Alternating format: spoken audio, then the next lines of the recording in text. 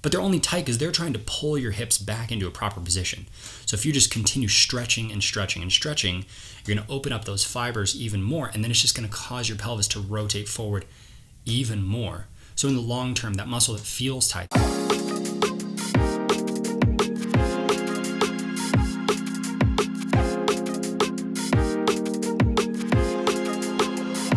What's going on, guys? My name is Andrew. This is the Pride, Fitness, and Movement podcast. This is actually my first solo episode. So if you guys ever have any questions about this kind of stuff, whether it's health, fitness, life, whatever, anything that comes up. I mean, I've definitely gotten a handful of questions that are, I suppose you could call outside of my scope. I'm a health and fitness professional. I've been doing this for nearly a decade now. I've been able to accrue a lot of stuff and see a lot of weird stuff out there. See a lot of what does work, a lot of what doesn't work, and I've also lived through a fair bit of weird shit. But hey, at the end of the day, who hasn't? We've all got our weird experiences. But anyway, getting to it, we've got a handful of questions today, and basically what we got going on is one, is it possible to build muscle with bodyweight exercises? 2, should you train earlier in the day or should you train later in the day? 3, how sore should you be after a workout? And I might kind of branch off a little on that question because it's a little too vague. When should you stretch and how should you stretch? How much protein do you actually need? And how to take naps. That was actually a question that one of my clients asked me last night, and I'm a rather experienced napper, I suppose we'll call it. So that'll be a fun one for me to go down. But this first one comes from Jason. So, can you really build muscle with body weight? The plain answer is yes, but you've got a few really, really big limiting factors in that regard. So, if you really wanted to see a great example of people who build muscle with just their body weight, I don't know if they're still around or not, but I remember 5 or 6 years ago, there were some dudes called the Bar Stars, and they posted all this crazy pull up and body weight and plyometrics and all this stuff. And they were all shredded. I don't know if that's all they were doing, but it definitely gives some credence to the fact that you can build a pretty significant amount of muscle with just your body weight. The limiting factor to this in both directions is your own body weight. So do you weigh so much that you're really limited with body weight exercises? Do you weigh so much that you can't do a pull-up, do a push-up, do a full squat? Well, the reality is that you're not going to be able to build a ton of muscle. You're not going to be able to burn a ton of calories outside of just doing really, really high intensity plyometrics and stuff like that, and basically just trying to making the intention of your workout, let's burn some calories. But obviously, you don't want that to be the only focus. You want to make sure that you're building muscle during this process as well. That way you're actually speeding your metabolism up, because if all you're doing is just burn calories, at some point in time, life's going to get in the way. You're going to go, fuck, I'm really busy. I don't have time to do my workout today, or I'm stressed, or I'm this, or whatever it is. Life comes up. Life will make it to where you cannot burn those calories one of these days. It's just the reality. However, if you're actually building muscle, which, as I've said, it's kind of challenging to do if you're fairly heavy, you're not really going to speed your metabolism up at all. So you're not going to be able to maintain that weight loss over a period of time. So ideally, if you're trying to use just body weight to lose some body fat, as you start to lose that body fat, you should start expanding the kind of exercises that you're actually doing. Start trying out things that are more challenging. Could you not do a pull-up? Okay, well, try just some bar hangs, or try just some static holds. Get to a bar and just hold yourself at the top, or a push-up. If you can't do that, then just come down into the bottom of a push-up position and just feel yourself in that loaded push position. There's a lot of things that you can do to slowly work yourself into these things and to develop that strength, but again, still the limiting factor of your own body weight. However, if you are a very skinny person, like I was back in the day, I was 6'3", 140 pounds, could I have built muscle? To an extent. The thing about that is that you will gain weight with time, so arguably the amount of resistance that you have is going to start to go up as well. You're going to be able to you're going to be lifting more weight. Like if you weigh 140 pounds, then you gain 5 pounds. Well, now you're lifting 145 pounds. So that resistance is going to increase, but it takes a long time to actually gain a significant amount of weight. So if all you're doing is just building these little teeny tiny bits of weight here and there, I mean, how much are you really increasing your resistance? How much muscle are you really going to be able to gain? So if you are one of these people where you're super light, you've also got to keep in mind that because that resistance doesn't increase that much, you've got to play around with a lot of different variables. So I mean, this is playing with tempos, playing with your reps and sets, your intensity. Well, you can't mess with your intensity that much. Intensity meaning like percentage of your 1 rep max. Intensity always gets confused with like how intense an exercise is, and that's not necessarily the same thing. But are you going to make your exercise more intense, so to speak, meaning shorter rest times, just trying to make yourself sweat really hard? There's a lot of small variables that you can change here, but ultimately, if you're trying to build muscle and you don't weigh that much, just doing bodyweight exercises, you're going to have to play with all these tempos and all these different variables a lot to really, really get a strong muscle building stimulus out of it. But yeah, that was a solid question. Thank you, Jason. This next one is from Jake. So, should you train early or should you train late? Little anecdote from me. I went from almost exclusively training in the evenings to almost exclusively training in the mornings now. And the main reason for that was life changed, and those things impact your schedule. But when I very first started lifting, I had a friend that I was training with named Zach, and he and I both worked for the most part during the day, so we would just train after work. A lot of this question is going to be, what's your life actually like?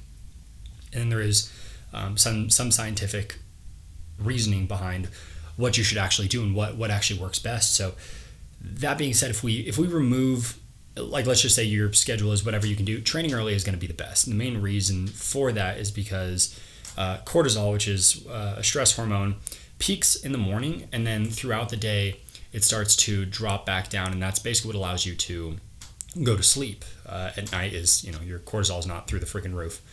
So if you're training when your cortisol is at its highest, and there's a lot more to this, and I might dive into this a little bit more in a future video, but if you train when your cortisol is the highest, you're not going to be causing that spike in the middle of the day or later in the day. So instead of your cortisol being all the way up here, starting to drop back down, and then spiking back up and slowly dropping back down again, you're going to be able to have that slow drop off of cortisol, which I can't remember where I saw this, but I remember there was a paper that I saw a while back where training in the morning essentially equated to 1 extra day of recovery, because since your cortisol is already up here, it's going to drop back down. You have that whole day to initiate that beginning recovery portion where you're actually going to build that muscle. But you're also going to be able to sleep better because you're not going to be spiking your cortisol again and then not have it at, ideally its lowest point when you're actually going to bed. So scientifically speaking, it is better to train in the morning. As far as life goes, you're not always going to have that option. Sometimes you're going to train in the middle of the day. Sometimes you're going to train in the evening. Maybe you've got a swing shift or something like that, and that's, probably one of the worst things that you can do to your body is have a night shift. It's just fucking terrible. It ravages your body. I mean, the amount of clients that I have who throughout my entire career, the amount of clients that I've had who work a night shift who are also on antidepressants, it's unbelievable. And that's obviously just some anecdote from my life, but I guarantee we could find something to actually validate why that actually is. And I don't think it's just because they're not getting any sun. But so yeah, don't get too caught up in this. Training in general is going to be better than trying to create that perfect thing. Ideally, you're training somewhere between 6 and 8 a.m. But if you are not able to do that, but you are able to train at 6 or 8 p.m., go get that set done. Go get your session done. Go do your actual workout. But as one final caveat to this, if your life is chronically stressed and it is always complex to get to the gym, you also might want to decrease that overall frequency. You might want to just be going to the gym, 2 days a week or so. because again, you don't want to have chronically elevated cortisol, chronically elevated stress hormones that are just going to be fucking your body up, fucking your recovery up. So thank you, Jake. This next one is from Alan. How sore should I be after a workout? So I don't know how much research there is in this, mostly because it's not something I've really cared to dig into too much. In general, like if you're super sore, you're going to recover at some point in time, assuming you're eating well and sleeping well and doing various things to make your body recover. But my general rule for myself and for my clients is about a 7 out of 10 the next day. You should not feel like you got hit by a truck. Okay, like the gym is supposed to be something that makes you better, that improves you in some way. And unless you're trying to be a professional bodybuilder or something like that, you don't need to train to a 10 out of 10 soreness. You shouldn't feel every single day like you can't freaking move, like you can't go throughout your day without being in immense pain. But even those people who are training to like a 10 out of 10 soreness, look at everything else that they're doing. You've got to keep in mind, like, it's for lack of a better word, kind of an appropriate dose thing. Someone like, the person I had on the podcast 2 weeks ago, Hunter, he's trained to be a professional bodybuilder. He's going to create an immense amount of muscle breakdown. He's going to be extremely sore, but he is also, as he's talked about, he's also geared. He's also taking quite a bit of supplements. He has almost every single piece of his life perfectly dialed around this goal. But are you just an average person who wants to build some muscle and lose some body fat and sleep better and be a little bit less stressed? Well, guess what? You don't need to be that fucking sore. You don't need to be a 10 out of 10. Hit yourself a 7. I mean, that's about what I shoot for. And I've got an incredibly attainable physique. Like, I have such an unbelievably attainable physique that people would be shocked if they realize how, for lack of a better word, easy it is to actually attain what I have. It's very, very doable. And I'm only really getting myself to like a 7 out of 10 sore. And there will be differences. Some people build muscle easier, yada, yada, yada. But the ultimate answer is you've got to find that for yourself. I find that usually with my clients, usually with myself, if I'm hitting about a 7 out of 10, if they're hitting about a 7 out of 10, we're going to recover in, 2 to 3 days, depending on what muscle group's really sore. So I usually say about 2 days. And they're going to be good to go for that next session. They're going to be good to train and get back into it again without a ton of restriction, without a ton of different mobility issues because of how sore they actually are. So they're going to, once again, be able to put themselves into that state of breakdown so that they can recover, so that they can build more muscle, so they can speed their metabolism up, so they can improve their overall physique in their life. So I hope that answers it for you, Alan. This next one is Jordan. When should you stretch? How should you stretch? How often should you stretch? I have not looked into stretching in a while, so I'm answering this from the pieces that I remember, and this is a sports-specific question. Well, not sports-specific, but kind of an outcome-specific thing. What I'll say is, in my experience and from what I've seen, using some version of facilitated stretching or a contract-release technique. So for those of you who are actually watching this podcast, you can see what I'm doing, and anyone who's just listening, I'll just try and describe it the best that I can. But let's say, for example, that I'm trying to like stretch my pecs or something like that. So if I have my arm right here against something, I might be pushing. So for those of you listening, I've got my arm up at my side at about 90 degrees. If I'm like, think of the pec wall stretch where you push your arm into the wall. So if I'm pushing into it that way, what that's going to do is it's going to contract my pecs, contract my shoulders, and then I'm going to take a breath in. And then exhale, and as I exhale, I'm going to turn away and try and open that a little bit more, create a little bit greater of a stretch. And then you can repeat that again. So contracting that muscle for about 5 seconds, take that breath in, exhale, and stretch. And again, you're going to try and open up just a little bit more. And you can use that with really any muscle that's significantly tight. The one thing that I will caution you is all the muscles in like your traps and in your neck, you only really want to use that technique one time, just because there's a much higher spindle cell count. Your body is going to respond to those stretches much, much quicker. Whereas from basically the neck down, you're going to have to spend some more time actually doing those stretches. So what I will say is before training, I've found that, using that contract release technique tends to be the best. And I've actually got a video on that somewhere. I think it's called Advanced Stretching and Mobilization Techniques. If y'all want to hop on my YouTube and check that out. Obviously it's at Pride Fitness and Movement.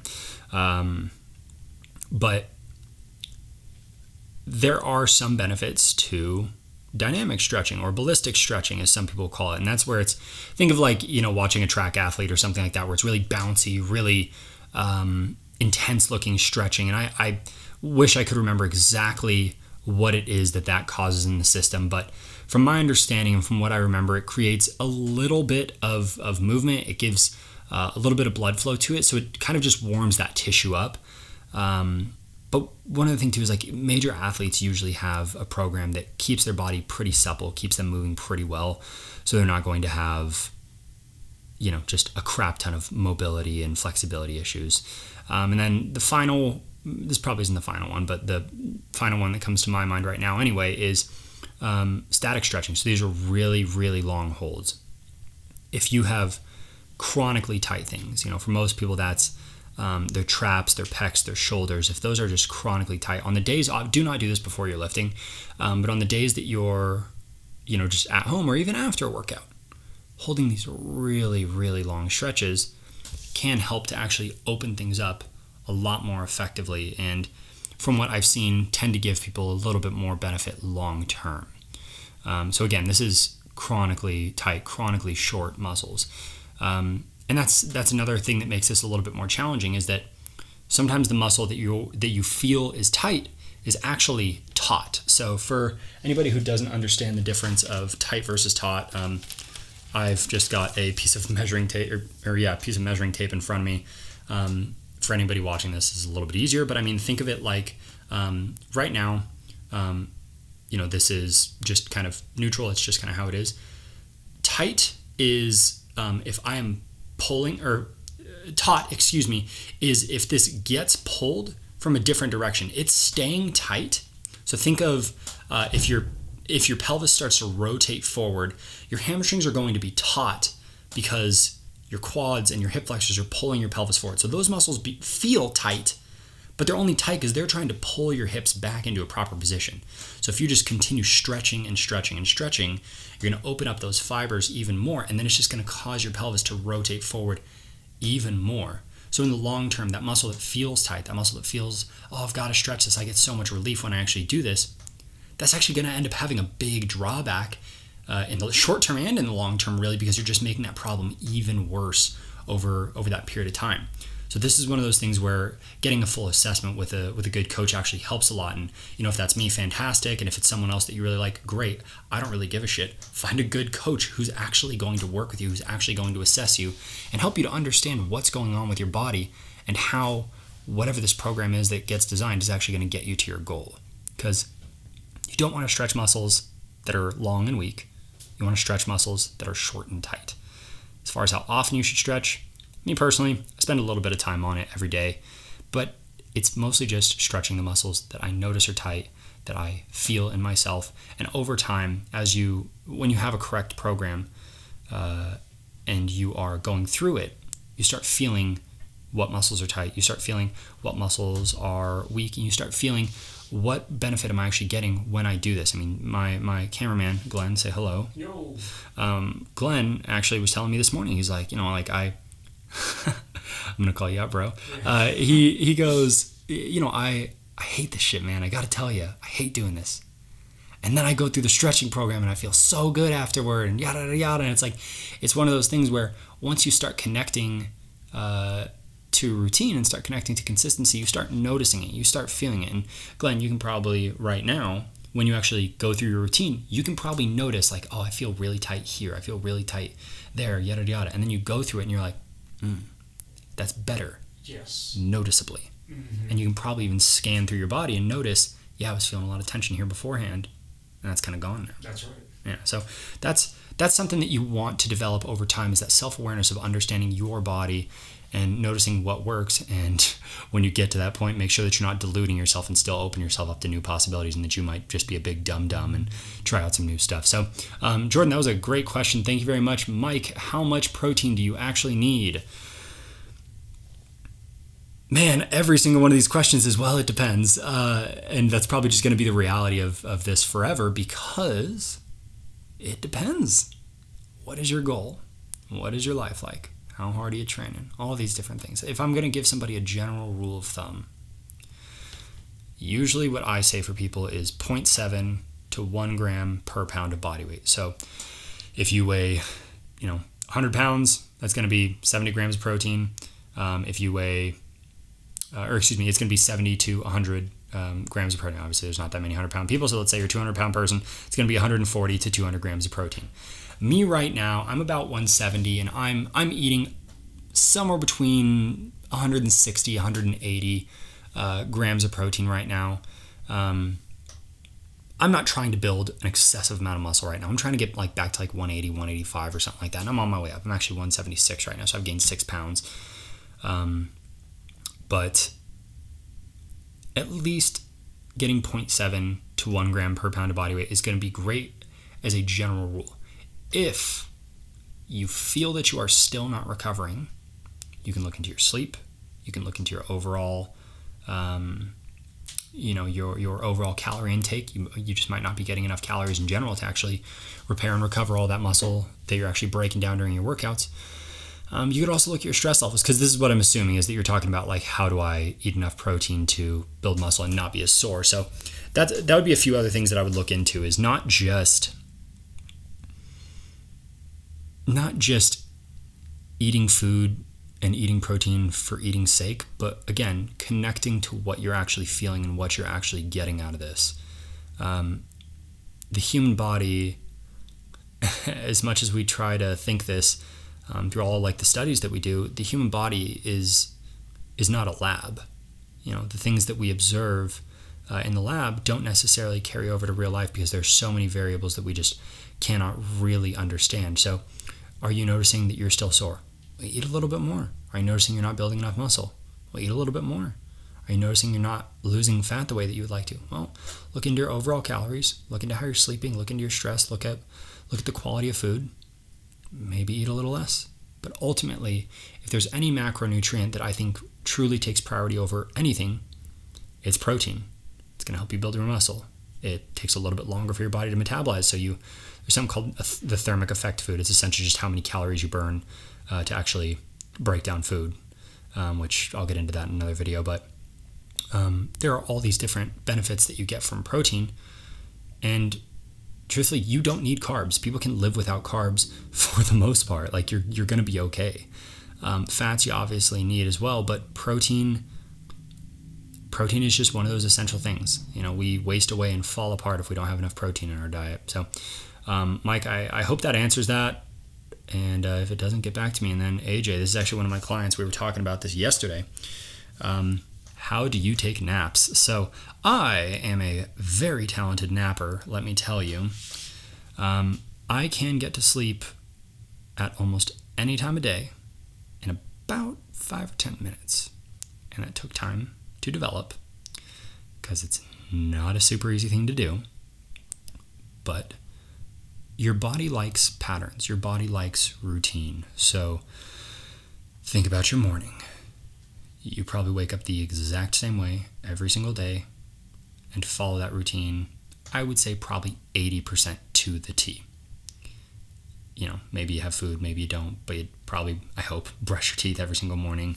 You probably have some water or something like that. Maybe you shower, whatever it is. Everybody has their own thing. But do you have a sleep routine? Most people don't. So my routine, and the reason that I'm able to get to bed so effectively for naps and just for sleeping, going to bed completely in general, is about 2 hours before I go to bed, I put on some blue blockers. I, wear Felix Gray.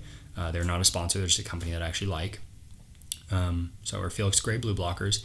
That blocks out blue light. That allows your body to start producing more melatonin. so you're actually going to start to feel that need to sleep.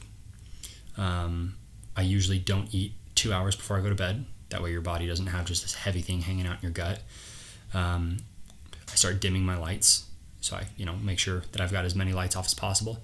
And my bedroom has blackout blinds and nothing plugged in. Absolutely nothing is plugged in that has a light on it. So obviously I'm charging my phone and have my alarm going. But I also play some white noise while I'm sleeping. And I use a company called Brain FM. Again, not sponsored, just love them. I've been using them for like 4 or 5 years at this point, and they just have like a sleep tones thing. I also use them for focus. They're an awesome company. My God, if someone from Brain FM hears this, please sponsor me. Anyway, but I use all these things, and it might sound excessive, but keep in mind this takes minutes to actually set up. So my TV is unplugged because it has a little red dot on the front of it. I don't want any light in my room. My blackout blinds are always drawn because I have a street light right outside my bedroom door. I don't want any light in my room. So when I'm actually taking a nap, and this is the final piece, once all those lights are off, I sit in bed, I light 2 candles, I use beeswax, just because it burns a little brighter and it's kind of got a neutral smell. And I read. It's usually about 10 minutes. Sometimes I'll force myself to stay up a little bit later if I'm trying to finish a chapter or something like that. But I'll sit there and I'll read for 10 to 20 minutes. And oh man, it hits you. It stops being a choice. You did not make the choice to go to bed. You're going to fucking bed. Because your body has started to recognize that pattern. And then that's it. Blow out some candles, put my book down, and that's it, man. Game over. But making sure that you have some kind of consistent noise. So for me, it's a fan and that sleep app, like I said. But just creating that routine. I'm kind of getting a little jumbled all over the place. When I'm trying to take a nap, it's literally walk to my room, blue blocker's on, Brain FM is playing, I turn my fan on, I lay down, light 2 candles, blinds are drawn, and I read for 5 or 10 minutes, and that's it. Game over. I have lost the decision to sleep. It is now being made for me. And that might not happen right away for you. This is something that my body recognizes now, as opposed to something I'm trying to force. And that might be how it is in the beginning. In the beginning it might be you sit there, you lay for a while, and nothing ends up happening. And it sucks for a while. But it'll happen with time. But then there's also the question of, do you even really need to take a nap during the middle of the day? Not necessarily, but if you're going to, in my experience, 11 o'clock and 1 a.m. tend to be the best for me and for the clients that I've spoken to. And if you work a 9 to 5, obviously you don't have those options. But I feel I answered that kind of do you think I left anything off on there, Glenn? No, you're good. All right, cool. All right, guys. Well, if Glenn's wrong, go ahead and harass him. But AJ, I'm glad we talked about that. I thought that was a really, really solid question to get answered. And yeah, I guess that's that, guys. If you have any questions, one, you can DM me. Mine is Andrew, or at Andrew PFM, or obviously you can hop on Instagram, and it's just at Pride Fitness and Movement. And please, let me know if you've got any questions, guys. I'm happy to do more of these little solo episodes, and just answer some questions that are a little more open. I love having people on to discuss topics with and everything, but some of these, just being able to actually sit down and answer questions as they come up, it's cool, it's fun, so yeah, guys, I guess that's that. So until next time, guys, my name's Andrew with Pride. My name is Andrew with Pride Fitness and Movement, or with Pride, or however I've been signing off these days. We'll see y'all later.